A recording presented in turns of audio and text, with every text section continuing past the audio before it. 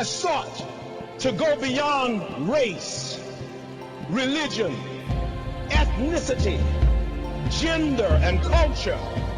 He is perhaps the most misunderstood, misrepresented, maltreated, and maligned person on the face of the earth. But that only is the stuff that makes him love all the more. He loves his enemies. He lives for the sake of others. And no cost is too great in order to bring back the family of God. He has committed his life to restoring us to God's true love, God's true life, and true lineage, so that we look upon each other as brothers and sisters, one family under God.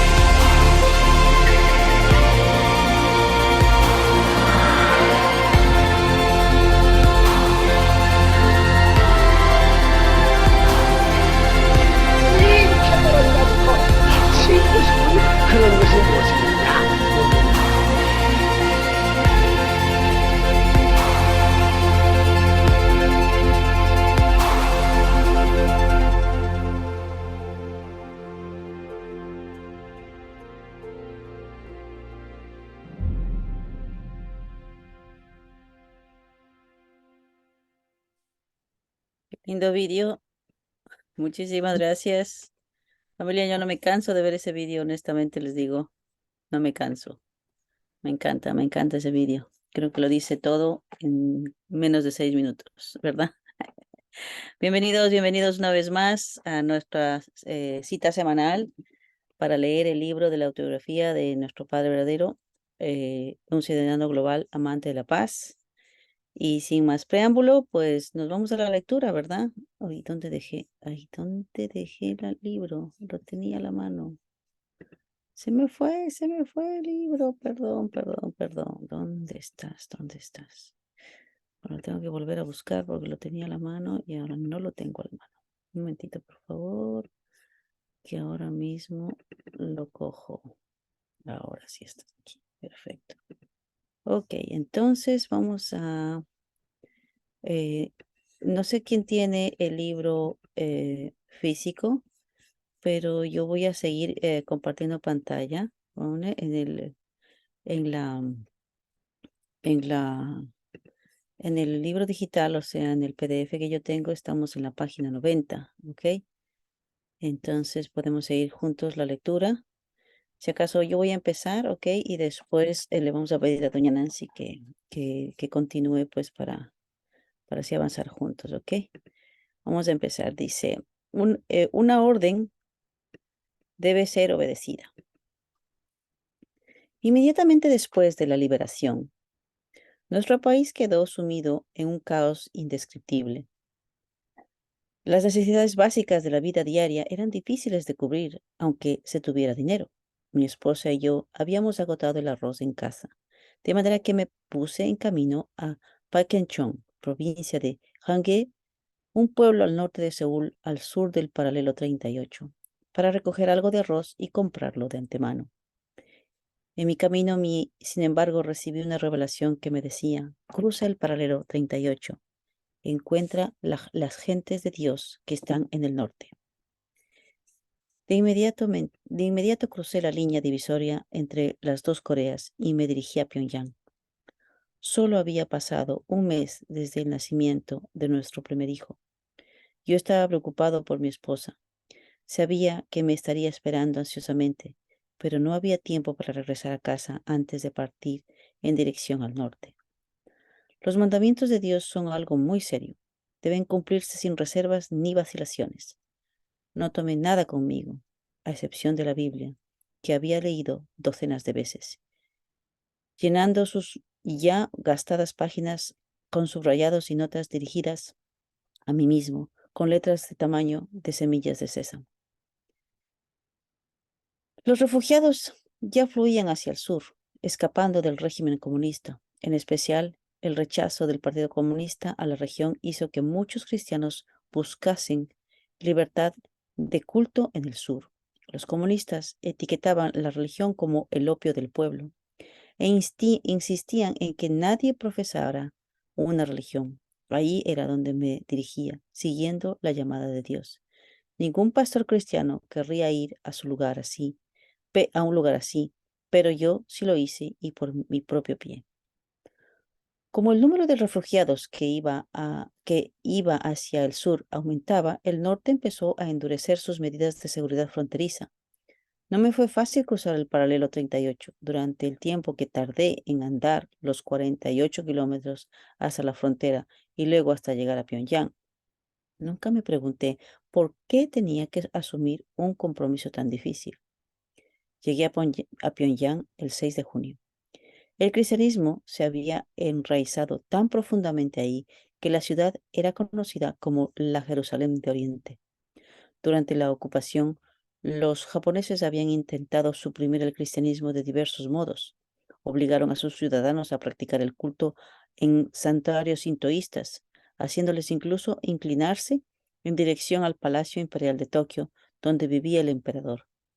Después de llegar a Pyongyang, comencé mi labor evangelizadora en la casa del señor Choi Song-ra, que vivía en el barrio de Gyeongchang-ri, cerca de la puerta oeste de Pyongyang. Empecé, a, a- Empecé atendiendo a los niños del vecindario. Les contaba historias infantiles para ilustrar versículos de la Biblia. Eran niños, pero hablaba con ellos usando la forma cortés del idioma coreano, normalmente reservada para los adultos, y hacía lo posible por cuidarles bien.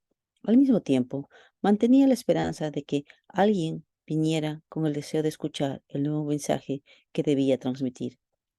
Había días que me las pasaba enteros observando la puerta de entrada, esperando que alguien acudiera. Prontos, Pronto personas de fe sincera comenzaron a venir a verme. Podía hablar con ellas por la noche, enseñándoles el nuevo mensaje. No me importaba quién viniera. Podía ser un niño de 3 años o una anciana ciega con la espalda encorvada. Los trataba a todos con amor y respeto. Me inclinaba ante ellos y les servía como si hubieran venido del cielo. Aunque mis invitados fueran ancianos o ancianas, Departía con ellos hasta las altas horas de la madrugada. Nunca me dije, uff, odio que vengan estos ancianos. Todos somos valiosos.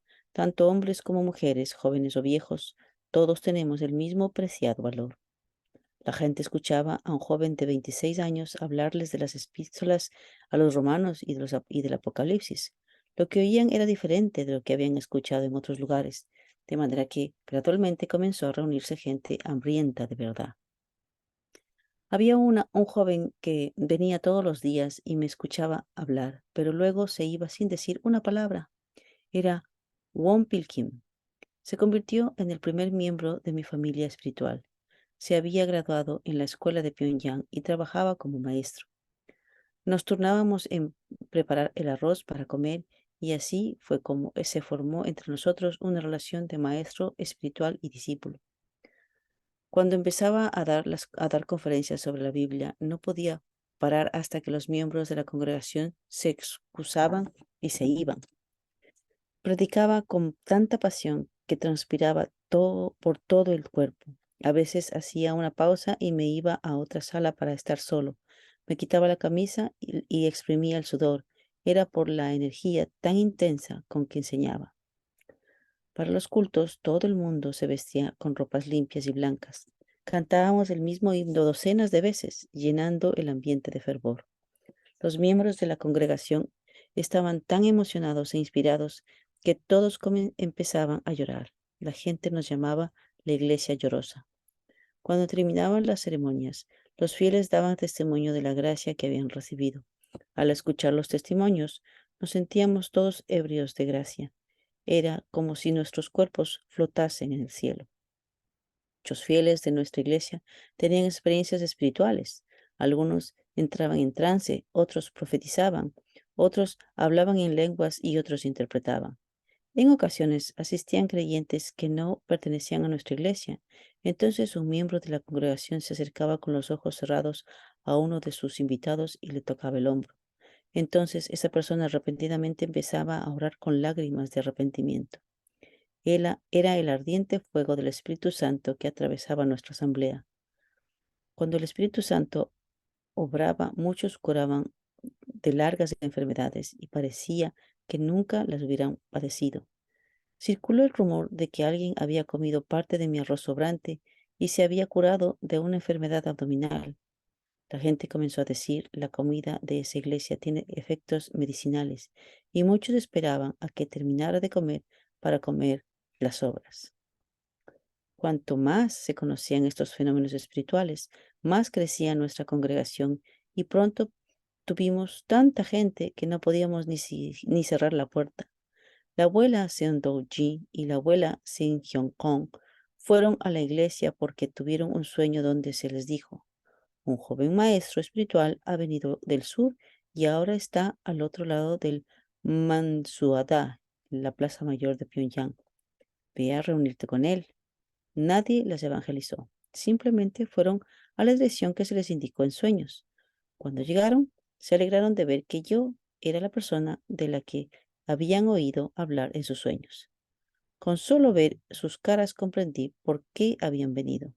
Cuando respondí a sus preguntas, sin haber hablado antes con ellas de lo que querían saber, quedaron fuera de sí de alegría y de sorpresa. Enseñaba la palabra de Dios, utilizando historias basadas en mis propias experiencias. Tal vez por eso muchos encontraron respuestas claras a preguntas que nunca antes les habían sido contestadas. Algunos creyentes de las grandes iglesias de la ciudad cambiaron su afiliación para hacerse miembros de la nuestra, después de oírme predicar. En una ocasión, 15 de los principales feligreses de la iglesia Jangwasei, Jangwajai, de la iglesia más importante de Pyongyang vinieron a vernos en grupo, lo que hizo que los miembros del Consejo de Ancianos de la iglesia presentaran una enérgica protesta contra nosotros. El suegro de la señora In-yu Kim era un dignatario eclesial muy conocido de Pyongyang. La casa familiar estaba situada pared con la iglesia a la que él asistía. Sin embargo, en lugar de acudir a esa iglesia, ella venía secretamente a la nuestra. Para salir de su casa sin que sus suegros lo supieran, iba a la parte trasera, Se subía a una gran vasija de barro y luego saltaba la verja. Eso fue estando embarazada de su hija, y la verja sobre la que saltó media 2 o 3 veces a la altura de una persona normal. Hacía falta valor para hacerlo. Finalmente, recibió severos castigos de su suegro por ello. Yo sabía cuándo ocurría esto.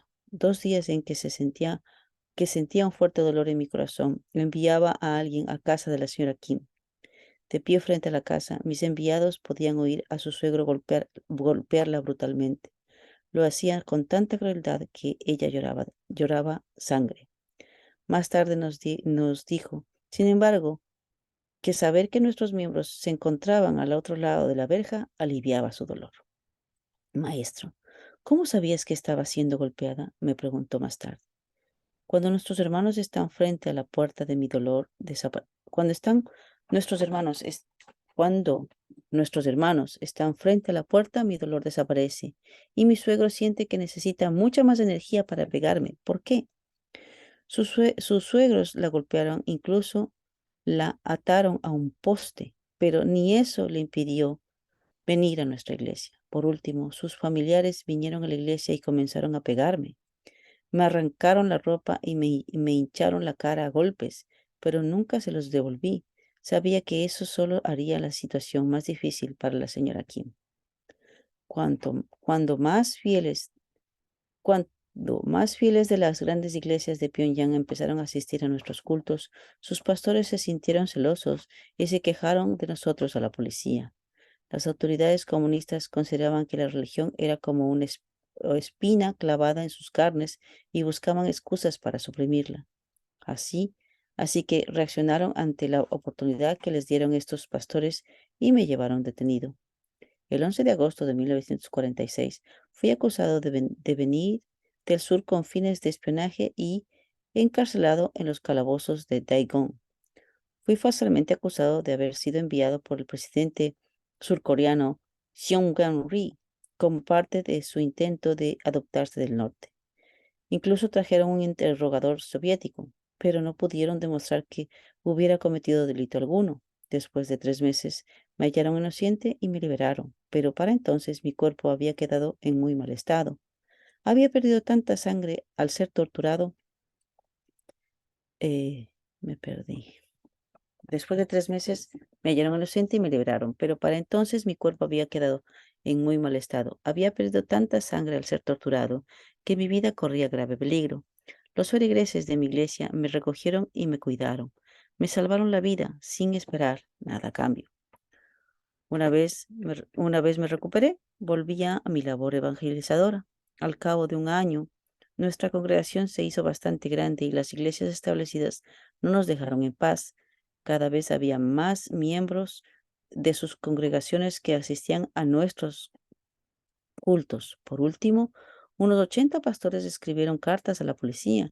El 22 de febrero de 1948 fui detenido otra vez por las autoridades comunistas, acusado de ser un espía de Syngman Rhee y de alterar el orden social. Me llevaron esposado y 3 días más tarde me raparon la cabeza y me encerraron en una celda. Todavía recuerdo la amarga sensación de ver mi pelo que había crecido durante mi tiempo como ministro en la iglesia cayendo al suelo. También recuerdo la cara de un cierto señor Lee, el que me lo cortó. En la cárcel, las autoridades me golpearon sin cesar y exigieron que confesara mi crimen, pero yo lo soporté. Aunque vomitaba sangre y parecía al borde de la muerte, nunca me permití perder la conciencia. A veces el dolor era tan grande que me doblaba por la cintura. Sin pensarlo, me encontraba rezando. Dios mío, sálvame.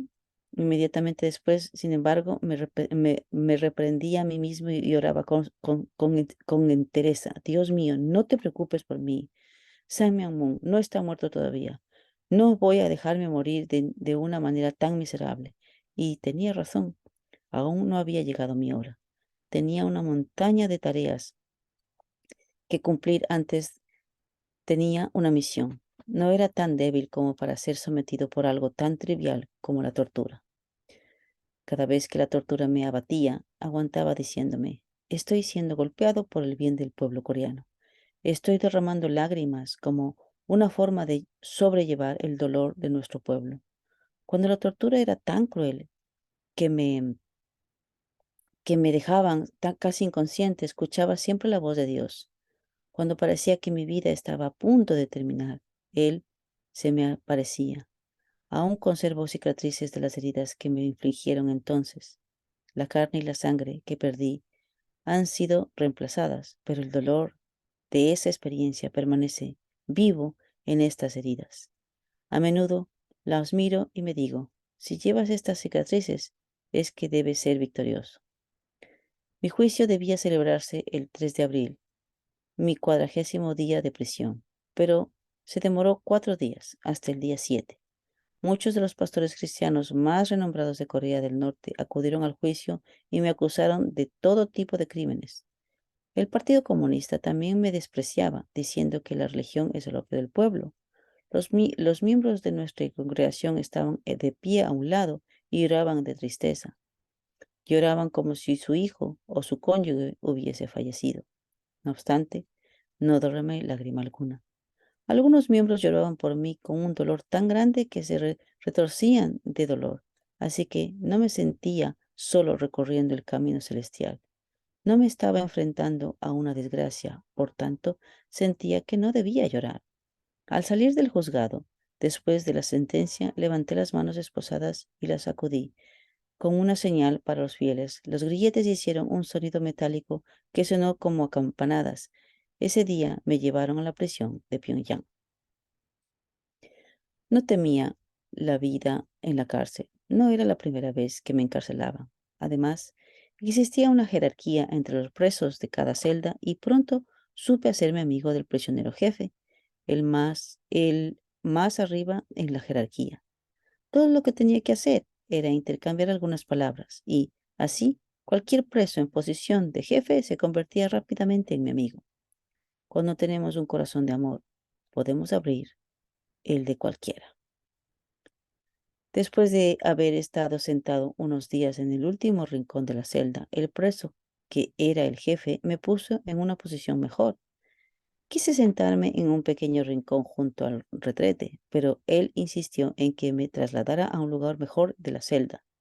Por mucho que me negué, él no dejó de insistir.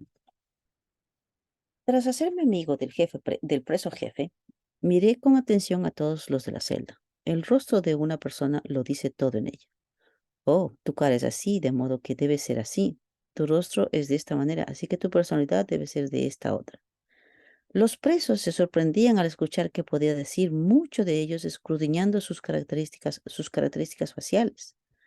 No les gustaba que una persona a la que veían por primera vez pudieran decir tantas cosas de ellos, pero tuvieron que reconocer que los estaba describiendo correctamente.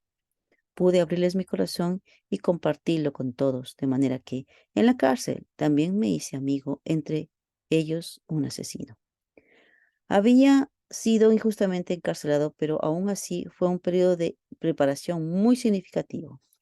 Todo periodo de prueba en este mundo tiene un significado importante. En prisión, hasta los piojos pueden ser tus amigos. En la celda hacía mucho frío.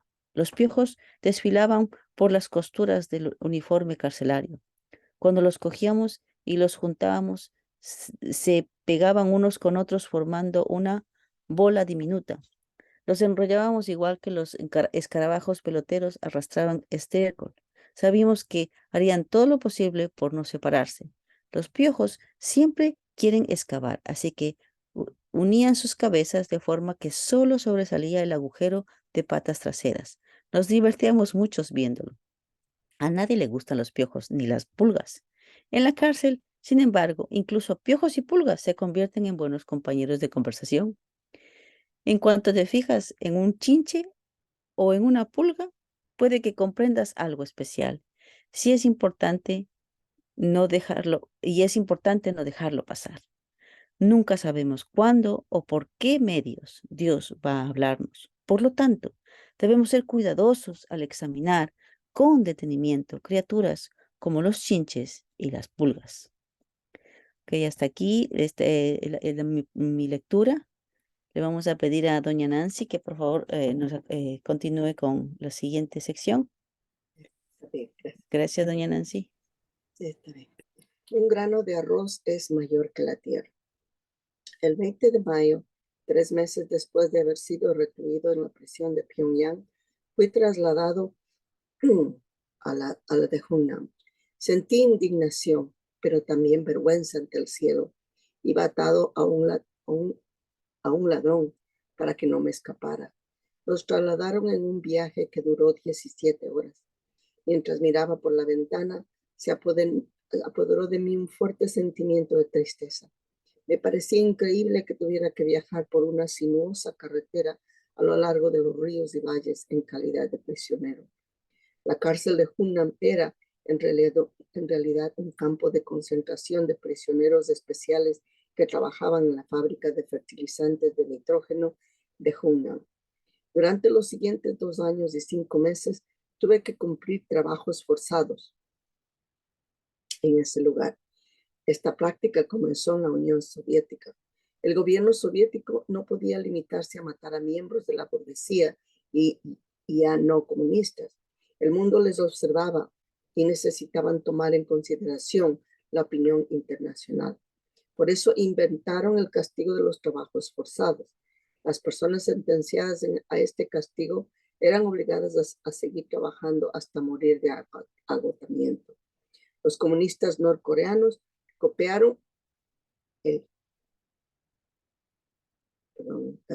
el sistema soviético y sentenciaban a todos los presos a 3 años de trabajos forzados. En realidad, los condenados morían antes de llegar al término de sus penas. Como presos, nuestro día comenzaba a las 4:30 de la mañana. Nos hacían formar en fila en el campo. Nuestros cuerpos y prendas de vestir eran inspeccionados en busca de artículos introducidos ilegalmente en la prisión.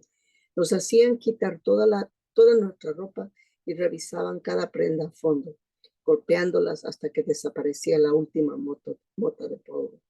El proceso completo duraba al menos 2 horas. Hunnam estaba en la costa. En invierno el viento era tan doloroso como si un cuchillo cortara nuestros cuerpos desnudos. Cuando la inspección terminaba, nos daban una comida horrible. Luego teníamos que caminar 4 kilómetros hasta la fábrica de fertilizantes. Nos conducían de 4 en 4, cogidos de la mano del que iba al lado. Ni siquiera podíamos levantar la cabeza. Nos rodeaban guardias armados con fusiles y pistolas. Cualquiera que hiciera que la fila se retrasara o que se soltara de la mano del compañero era golpeado severamente por tratar de escapar. En invierno, la nieve podía alcanzar una altura mayor que una persona. En las mañanas de invierno, cuando cruzábamos los campos llenos de nieve, sentía que mi cabeza daba vueltas. El camino congelado estaba muy resbaladizo y el viento frío soplaba tan ferozmente que el pelo de nuestras cabezas se erizaba. No teníamos energía, aún después de haber desayunado, y nuestras rodillas siempre se doblaban. Sin embargo, teníamos que seguir andando hasta el lugar de trabajo, aunque llegáramos arrastrando nuestras agotadas piernas. Mientras hacía mi trayecto a lo largo de esta ruta, que nos dejaba casi inconscientes, seguía recordándome que yo le pertenecía a Dios. En la fábrica había un montículo hecho de una sustancia a la que llamábamos amoníaco. En realidad se trataba probablemente de sulfato de amonio, un fertilizante corriente. Entraba por una cinta transportadora y parecía como una cascada blanca al caer sobre el montículo debajo. Estaba bastante caliente cuando llegaba por la cinta, hasta el punto que echaba humo, incluso en pleno invierno. Pronto, sin embargo, se enfriaba y se volvía sólido como el hielo. Nuestro trabajo consistía en recoger con palas el abono del montículo y ponerlo en sacos de paja. A este montículo de más de 20 metros de altura los llamábamos la montaña de fertilizante. De 800 a 900 personas excavaban el fertilizante en una gran superficie y parecía como si trataran de cortar la montaña en dos. Nos organizaban en grupos de 10. Cada equipo era responsable de acarrear y cargar 1,300 sacos por día. De manera que a cada persona le correspondían 130 sacos. Si un equipo no cumplía con su cuota, se reducían sus raciones a la mitad. Así que todos trabajaban como si les fuera la vida. Para cargar las bolsas de fertilizante lo más eficientemente posible, nos habíamos hecho agujas con alambre de acero. Las utilizábamos para atar los sacos después de llenarlos. Colocábamos un pedazo del alambre en una vía férrea que cruzaba la fábrica. El alambre era aplastado por el vagón de un pequeño ferrocarril utilizado para acarrear materiales. Entonces podía usarse como aguja. Para abrir agujeros en los sacos utilizábamos fragmentos de vidrio que obteníamos rompiendo las ventanas de la fábrica. Los guardias deben haber sentido lástima al ver que los presos trabajando en esas duras condiciones, porque nunca nos impidieron romper los cristales. Una vez me rompí un diente al intentar cortar un trozo de alambre. Aún ahora se ve que uno de mis dientes delanteros está roto. Me quedó como un recuerdo indeleble de la prisión de Hunan. Todos adelgazaban, sometidos a la presión de un trabajo tan duro. Pero yo fui la excepción. Pude mantener mi peso en 72 kilos, lo que era objeto de envidia por parte de otros presos. Siempre sobresalía con fuerza física. En una ocasión, sin embargo, me sentí muy mal, con síntomas similares a la tuberculosis. Así estuve casi un mes. No obstante, no falté ni un día al trabajo de la fábrica. Sabía que si faltaba, otros presos tenían que hacerse responsables de mi parte del trabajo. La gente me llamaba el hombre de acero, debido a mi entereza. Podía soportar hasta la tarea más difícil. La prisión y los trabajos forzados no eran problema para mí. Por muy fuerte que te golpeen o lo terrible que sea tu entorno, lo puedes aguantar si tienes claro tu meta interior. Los prisioneros también se veían expuestos al ácido sulfúrico usado para fabricar el sulfato de amonio. Cuando trabajaba en la fábrica de acero de Kawasaki en Japón, fui testigo de varios caos en los que los trabajadores que limpiaban los tanques utilizados para almacenar ese ácido murieron por intoxicación. La situación en Hunan era mucho peor. La exposición al ácido sulfúrico era tan perjudicial que podía causar pérdida del cabello y llagas en la piel. La mayoría de quienes trabajaban en la fábrica comenzaban vomitando sangre y morían al cabo de unos 6 meses. Usábamos protectores de caucho en los dedos, pero el ácido los corroía rápidamente. Los vapores del ácido también corroían nuestra ropa, dejándola inservible, y nuestra piel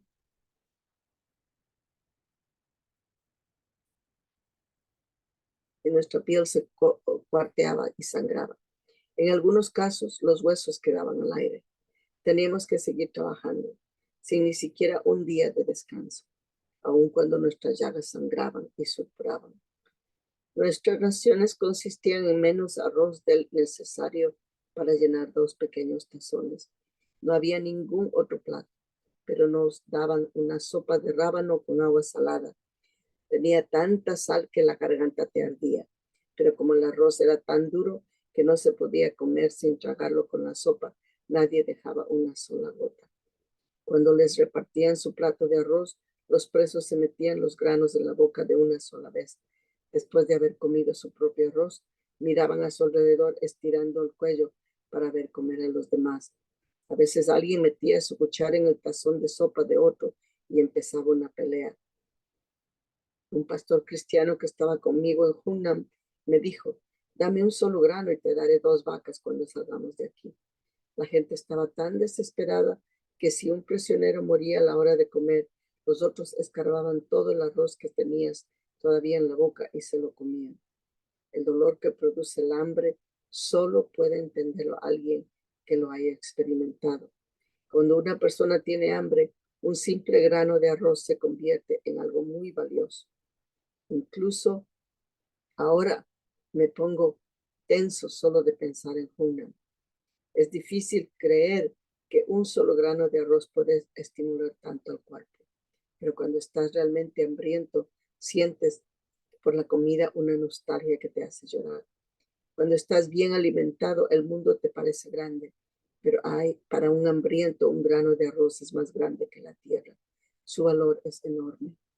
Desde mi primer día en prisión me acostumbré a tomar solo la mitad de mi ración de arroz y dar la otra a mis compañeros.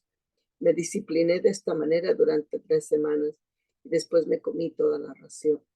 Así me pareció que estaba comiendo el arroz de 2 personas y me fue más fácil soportar el hambre. La vida en prisión era tan horrible que quien no la haya experimentado no puede ni imaginársela. La vida de los presos morían en el lapso de 1 año. Cada día teníamos que ver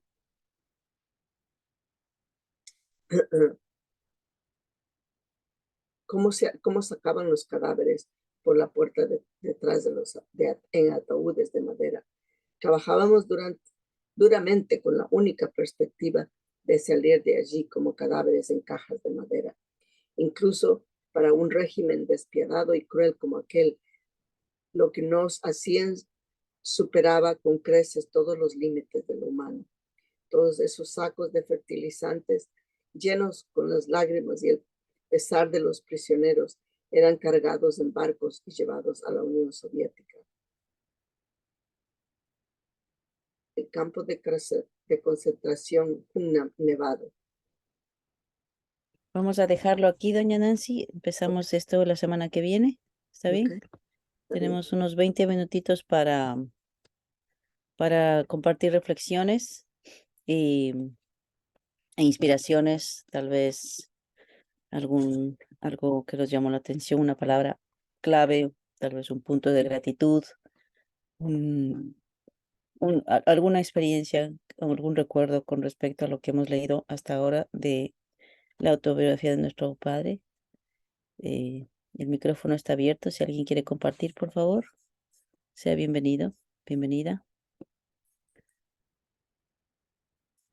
Muy triste, muy triste. Yo lo había estudiado anteriormente, leído anteriormente, pero leerlo en español es todavía más profundo y duele más todavía. Ver cómo el ser humano se degrada tan bajo, ¿no? Para que cuando es tanta el hambre que cuando alguien muere, corren a sacar el grano de arroz de la boca de la persona que muere. Es muy triste, nunca, yo creo que lo experimentemos, ¿no? Y sin embargo nuestro padre lo hizo y tuvo esa dignidad, mantuvo ese respeto por Dios y sobre todo a su cuerpo físico para enseñarnos una lección tremenda. Es increíble tanta tortura, tanto que sufrió. Ya, eso es un dolor tremendo cada vez que lo leo. Siento también una comparación con nuestro Señor Jesús, ¿no? También pasó por algo muy similar. Y murió, pero nuestro Padre siguió con vida. Fue una victoria tremenda.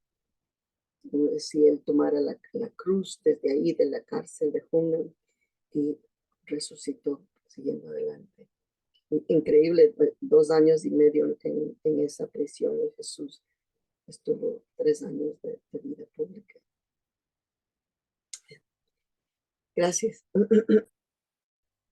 Gracias, doña Nancy. La verdad es que leer este libro, sobre todo después en este tiempo en el que estamos en una transición tremenda a nivel providencial, ¿no? Donde muchas cosas están saliendo a la luz, estamos entendiendo tantas cosas, ¿no? A propósito de la vida de nuestros padres verdaderos, su misión, el propósito inclusive por el cual ellos han venido y por qué Dios contaba con ellos. Son tantas cosas que estamos aprendiendo que ahora leemos esto, es que es realmente increíble, ¿no? Como nuestro Padre tenía esta fortaleza y nadie la puede comprender del todo. O sea, mucha gente ha sufrido a lo largo de la historia, mucha gente ha habido en guerras y mucha gente ha tenido, ha sobrevivido inclusive, ¿no?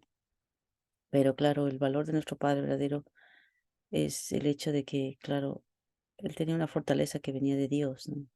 Cualquier preso no sobrevivía, simplemente se dejaba, se dejaba asumir por todo lo que pasaba, ¿no? Pero el Padre siempre mantuvo una dignidad y eso es algo que creo que está más allá de la comprensión humana, de hecho, muchísimo más. Es muy difícil simplemente explicarlo con palabras o pensar que leemos y ya lo sabemos todo. La verdad es que va más allá de la comprensión humana, ¿no? ¿Alguien más le gustaría compartir, por favor? Doña Mónica, buenas noches, bienvenida. Buenas noches, buenas noches. Gracias, que se arregló el internet. Estaba ahorita, pues, ya al final. Sí, sí. También, también increíble, que dice también que enseñaba la palabra de Dios relativo a sus experiencias que estaba viviendo. Él enseñaba la palabra de Dios a los presos, o sea, sobreponía a todo, ¿no? Esa tortura, ese dolor que vivía y todavía podía enseñar de Dios a los demás presos. O sea, es tan increíble cómo era tanto su amor por la humanidad y, y podía todavía, a pesar de estar viviendo semejante miseria, él tenía para dar, él tenía para compartir, ¿no? Que hay una esperanza, que hablar de Dios es tan increíble. O sea, cuando me pongo a pensar toda la vida de los padres verdaderos, la vida del padre, no hay un punto de comparación, porque incluso en la vida de Jesús, aunque él fue crucificado, él solamente tuvo 3 años de, de vida pública, o sea, de estar enseñando. Y entonces, claro que a la final él- a él lo mataron, pero no hubo, no fue un mártir, así como tanto, su padre sufrió tantos años, ¿no? Tanta persecución y toda su vida estaba llena de tantos peligros y de demasiados abusos. Cuando estaba en la cárcel sufría tanto, ¿no? Y todo eso es encarcelado. Todo eso, o sea, a los que conocemos de la vida de los padres verdaderos, o sea, no nos queda una duda de que Dios estaba ahí, ¿no? De que Dios que realmente es el Mesías. Pero mucha gente, la mayoría no saben, solo ven las cosas, o sea, la información mientras hay misioneros sufriendo, dando la vida, pasando todo tipo de sacrificio, también tantas misioneras, no se puede llegar a la gente, pero la gente rápidamente coge la información que está en internet y todo lo tergiversa. O sea, lo malo es cómo es rápido, cómo en, en todo el mundo es así, en cada situación, y en la política, en todo, siempre está, o sea, poder traspasar todo eso, ¿no? Que de por sí la humanidad estamos ya encaminados al lado del mal, escuchamos más, o sea, Satanás está en todo, entonces bien fácil ir por el lado de Satanás. Ya eso es así pues en estos tiempos estamos viviendo todo este tipo de persecución en todos sentidos. Ya eso, muchas gracias. Efectivamente, efectivamente. Lamentablemente el padre le tocó vivir una persecución increíble, realmente. Lo interesante es eh, que por una cuestión del amor, de la cercanía con Dios, de ser uno con Dios, él hacía las cosas de buena voluntad. Él a veces ni siquiera sabía Sí, por qué está haciendo inclusive lo que otros no quieren hacer. ¿A quién se le ocurre si todo el mundo está huyendo para el sur? ¿A quién se le ocurre ir al norte? quién se le ocurre? Por ejemplo, ¿no? Mm. Y si sabes que te están persiguiendo, si sabes que porque estás hablando de Dios, te van te van a acusar, te van a condenar, te van a criticar, te van a culpar, te van a poner en el paredón. Él estaba sabiendo eso estaba pasando en Pyongyang. Y aún así él seguía, ¿no? Él seguía y él lo seguía haciendo porque él tenía un fuego dentro de sí mismo, ¿no? Y que lo empujaba a hacer eso.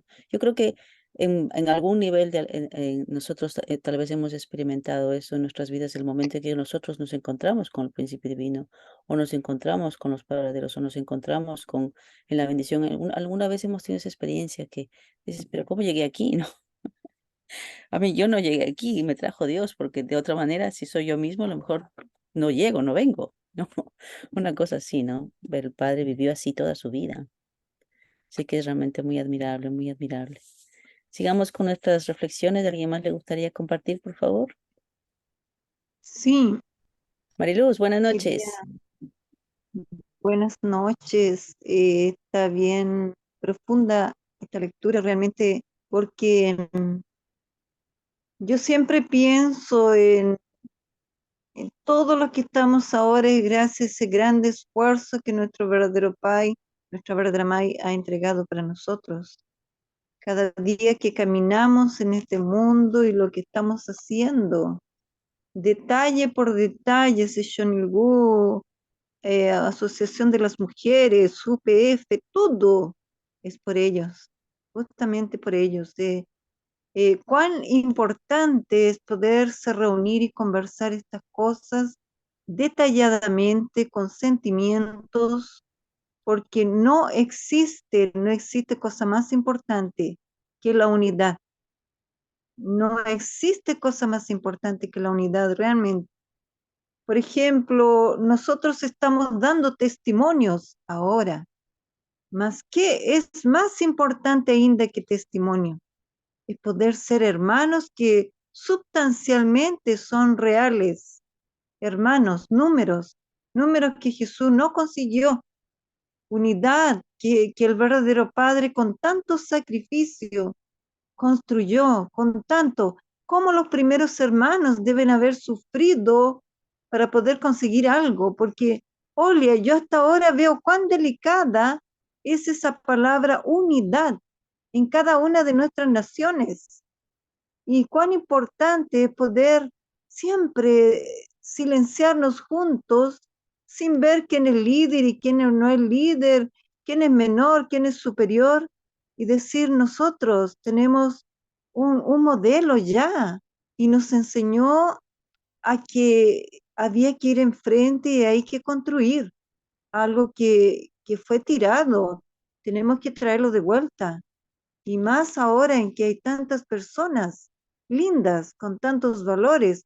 Mientras más valores, yo siento que uno tiene que asegurar la mano uno del otro y decir, hermanos, no vamos a soltar nunca más, porque esto es nuestro legado, es algo que el papá y la mamá entregaron para nosotros y tenemos que madurecer cada día más. Yo siento que esa parte es sagrada, sagrada. Yo admiro al señor Ron, porque él siempre une a los hermanos, va a tomar cafecito, pega las manos en oración, le dice a tal hermano, ¿cómo estás? ¿Cómo te sientes? Eso es, no, para mí es sagradísimo. Eh, no, yo siento que no te precio el poder recibir estas reflexiones con tanto sentimiento y realmente esto tiene sentido para mí como hermana, como familia. Ayú. Ayu, muchísimas gracias, Mariluz, muchísimas gracias. La verdad es que todos, personalmente he hecho mucho de menos al doctor Young, honestamente. Y vamos, en mayo También. prácticamente va a ser un año de cuando él se despidió, ¿no? Y ya va a ser un año, increíble, pasó el tiempo, ¿no? Pero bueno, la providencia sigue y seguimos creciendo y creo que y todos tienen una razón de ser, ¿no? Y efectivamente creo que hay muchas cosas que se nos quedaron. Una de ellas, por ejemplo, estos hábitos o estas sesiones que hemos creado, ¿no? Por Zoom. Yo creo que al margen de que estamos ocupados, al margen de que tenemos muchas cosas que hacer y las cuestiones familiares y bueno, diligencias, igual ves, estamos comprometidos de venir y conversar y compartir y sobre todo ahora, ¿no? Saber que efectivamente nuestro Padre verdadero eh, consiguió con su perseverancia, con su amor, encontrar a esas personas que pudiesen unirse con él, ¿no? Y conseguir aquella victoria para Dios. Eso es muy valioso. Muchas personas estuvieron con él, pero no todas pudieron estar 100% con él. Entonces, y bueno, con el tiempo pasa y al final aquí estamos nosotros, ¿no? En diferente nivel y estamos tratando de hacer también lo que mejor podemos con nuestras propias capacidades, ¿no?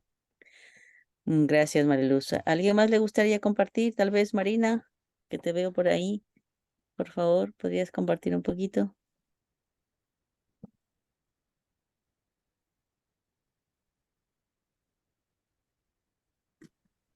Perdón, no es fácil a veces con el teléfono. Sí, no pasa Bueno, nada. am, sí, no sé por qué, pero me vino en mente mientras Nancy estaba leyendo, eh, hay un psiquiatra, no me recuerdo si es austríaco o alemán, Viktor Frankl, que él estuvo en el campo de concentración porque era judío, ¿no? Y y bueno, y ha escrito libros. Un libro muy especial que le escribió es El hombre en busca de significado, ¿no? Y también inició una corriente de psicología muy, muy interesante. Pero ah, él también pasó horrores en los campos de concentración, ¿no? Mucho sufrimiento de él y tantas personas, ¿no? Pero él se dio cuenta que las personas que llegaban a sobrevivir eran las que, o sea, los que se rendían y ya se desanimaban o se deprimían y ya no tenían más propósito en la vida, morían rápidamente, fácilmente. Pero los que tenían todavía un propósito, un motivo para vivir, un significado en su vida, sobrevivían, ¿no? Y pensé, bueno, él pudo hacer eso, pero el Padre verdadero mucho más, porque eh, I mean, esas personas sufrieron muchísimo, ¿no? En los campos de concentración, los judíos. Eso es algo que a mí siempre me llegó mucho, el sufrimiento del pueblo judío en los campos de concentración. No sé por qué, no sé si será algún ancestro judío que tengo, pero el sufrimiento del padre no era solo físico, ¿no? Él cargaba con un peso enorme espiritualmente, ¿no? Y y obviamente él pudo superar y vencer porque él tenía eh, el significado, ¿no? De todo eso. Él comprendía, él sentía. Lo estaba haciendo por Dios, por la humanidad, por el ideal de Dios, en fin, porque había llegado a conocer el corazón de Dios, ¿no? Más que ninguna otra persona en el mundo. Y, y eso pensé, ¿no? A veces también cuando nosotros pasamos por sufrimientos, por supuesto nunca nos podemos comparar con el sufrimiento que pasaron los padres verdaderos, pero en nuestro pequeño nivel, en nuestra pequeña vida diaria, ¿no? Cada uno tiene sus sufrimientos de alguna manera. Y eso tenemos que encontrar el significado, ¿no? De ese sufrimiento y la verdadera motivación por lo cual estamos pasando todo eso y poder superar, ¿no? Con el ejemplo del Padre verdadero.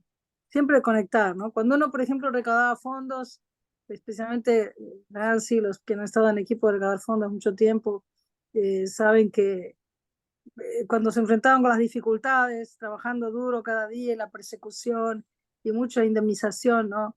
Uno siempre buscaba conectarse internamente con el Padre, ¿no? Y con todo lo que él pasó para superar. Bueno, es un poquito los pensamientos que vinieron en mente ahora, ¿no? Y también se me ocurrió, digo, qué lindo hubiera sido que el padre, o que este señor, Víctor Frankl, hubiera conocido al padre y pudieran encontrarse, ¿no? Y pudieran haber compartido. Qué especial hubiera sido. Ah, ya, gracias. Sí, la verdad es que hay muchos sobrevivientes y hay muchos libros que hablan de la gente, cómo fue que sobrevivieron, ¿no? Y cuál Mm, fue su motivación. Para muchos era su familia, ¿no? Para muchos muchos estaban casados, tenían sus hijos y tenían esa fe absoluta de que querían encontrarse con ellos, ¿no? Otros no tenían nada, nada de nada. Y bueno, hay muchas películas que hablan a propósito de la gente que sufrió, ¿no? En los campos de concentración. El pianista, por ejemplo, es una mm, película súper cruda, crudísima. sí, tremendo. Y bueno, digo esa como digo muchas otras, ¿no? Y algún momento, como lo dije el otro día también, leyendo el libro de madre también. Ojalá podamos, en vida, o sea, ahora que nosotros podamos producir, ¿no? La vida del Padre, pero con todo ese sentido, ¿no? Nos queda mucho por hacer, porque inclusive hasta la vida de Jesús se tiene que ser contada de manera real, ¿no? Mm, Porque todavía hay muy buenas producciones de la historia de Jesús, pero todavía no se explica realmente la razón real por la que él vino, ¿no? Todavía está detrás, ¿no? Todavía está detrás el hecho de que él vino a morir y entonces siempre va con ese trasfondo, ¿no? Entonces la gente todavía sigue pensando, ¿no? Y sigue creyendo eso. Pero una y vez que se entiende a la luz, como el derramamiento de la sangre, que es lo más claro, claro, precioso.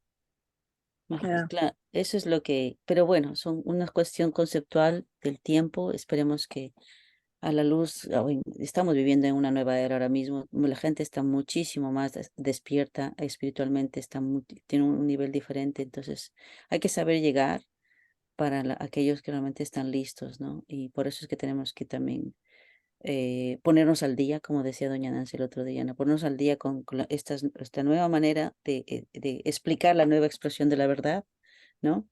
Para poder llegar de verdad, porque si no, ni nosotros mismos vamos a entender muy bien qué es lo que tenemos que hacer o qué es lo que hay que enseñar. Bueno, familia, son las 9 de la noche, estamos de aquí una hora y es un gusto siempre conversar, siempre mucho más por compartir, mucho Da más para más. mucho más pero nos vemos cada semana, así que seguimos avanzando cada semana. Recuerden que Ujú. cada mañana estemos leyendo Madre de la Paz. Estamos creo que nos quedan como 15, si no son 20 páginas para terminar el libro Mm. prácticamente va a ser la primera vez que vamos a terminar el libro en la devoción matinal, así que venga por la mañana, que seguimos aprendiendo porque siempre hay algo nuevo en Madre de la Paz. Y, y nada, eso familia, tengan un lindo viernes este fin de semana. Empieza la Semana Santa, es Domingo de Ramos. Así Wow. que el mundo cristiano, pues saben ustedes, va a ser una semana bastante especial, sobre todo para la Iglesia Católica. Pues nada, aprovechemos este espíritu, ¿no? De reencuentro con Dios, porque al final esa es la Pascua, ¿no? El hecho de devolver, o sea, de recordar la promesa que Dios le hizo al ser humano, ¿no? Entonces yo creo que ese es lo más importante de la Pascua. Y nos vemos la semana que viene. El viernes estamos otra vez aquí para seguir aprendiendo con el ciudadano global, amante de la paz. Con cualquier Muchas cosita gracias. estamos pendientes. Y se cuidan, por favor, que aquí ha hecho unos fríos que parece que, no sé, parece que volvió el invierno, pero Ay, no. ok, Gracias por todo. cuídense familia, se les quiere mucho, quede con Dios, ¿ok? Un abrazo a todos. Gracias. Sí. Gracias a todos. Gracias. Que todo lo que soy Se cuidan. Hasta mañana para la mayoría. Nos adoración vemos en la devoción matinal con mi a las 7. corazón Adiós, en 10 horitas, en 10 horitas. de tu grande Cómanse, amor. cómanse. Navidad.